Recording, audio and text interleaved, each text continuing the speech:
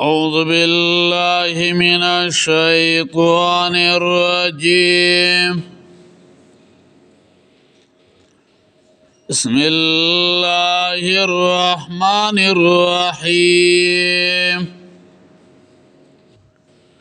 نزل عليك الكتاب بالحق مصدقا لما بين يديه وأنزل التوراة والإنجيل. دا سورة آل عمران دریم نمبر آیت مبارکات تلاوت شو. نزل عليك الكتاب نازل کلی دے پتابان کتابو بالحق د پارا دخکار کولو د حق مصدقا لما بین یدیه تصدیق کون کے دے داغ کتابونو چد دین مخی دی وانزل التوراة والانجیل او نازل کلی دے توراتو او انجیل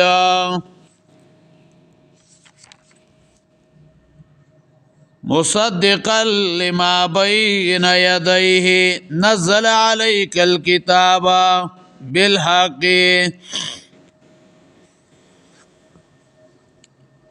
پدې کې د قران کریم عظمت بیانې چې قران کریم د دې لپاره راغله چې بندگانو ته حق او هغه ښکارا کی چې هغه د الله یوازې عبادت کول دي او د الله چې کم قانون دی نو د الله قانونو منل دي.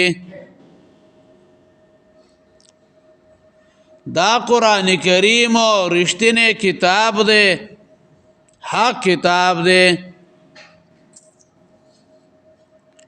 د دین انکار هغه پکار نه دی بلکې سمدستی په دې باندې ایمان لرل هغه پکار دی. نزل عليك الكتاب را لګلې د الله پتا باندې کتابو. د کتاب نه مراد قرآن کریم دی چې قرآن کریم کې اس شک او شبهه اغا نشته دی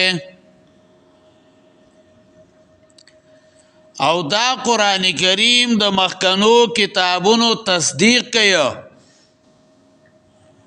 نو گویا کې د دې قرآن کریم نه انکار کول دا سیدی لکه د تورات او د انجیل نه انکار کول دی. مصدقا لما بین یدیه مصدقا کی اشاره ده د خبره ته چې د دې قران کریم نه د انکار سوجه نشته ده ځکه دا قران کریم د مخکنو کتابونو مخالف نه ده چې څوک د انکار د پاره دلیل وګرځي. قران کریم د مخکنو کتابونو اجمالی هم تصدیقی او تفصیلی هم. قرآن کریم مخکنو کتابونو بارک وی چې دا آسمانی کتابونه دي.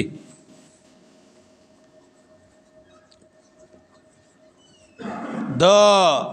پخوانو کتابونو چې کم مضامینو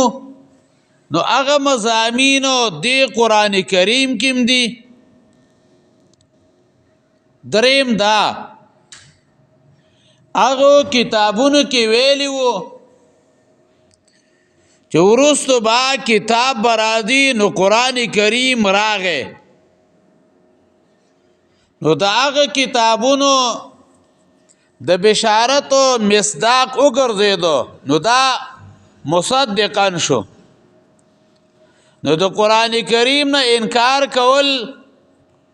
دا داسې دي لکه د ټولو کتابونو نه انکار کول دي وانزل التوراة والانجیل او را لېږلې د تورات او انجیل تورات عبرانی لفظ دی او د دې معنی د شریعت او انجیل دا یونانی لفظ دی د دې معنی دا بشارت او خوشخبری زیره او دا دواړه کتابونه موسی او عیسی علیهم السلام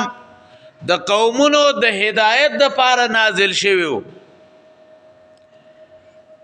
خو کله چې قرآن کریم نازل شو نو دغه دواړه کتابونه بیا منسوخ شو اله الا هو نشتا لایق د بندګۍ سوا دا غنا الا هو العزیز الحکیم اغاز ورد الحکیم حکمت والده والعزیز الحکیم حکمت والده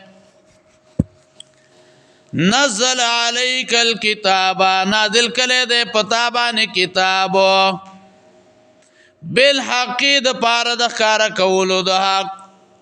مصدقان تصدیق کون کې ده لما دا کتابونو بین یدیه چې د دینه مخکې دي وانزل التوراة والانجیل نازل کله ده تورات او انجیل من قبل هدى للناس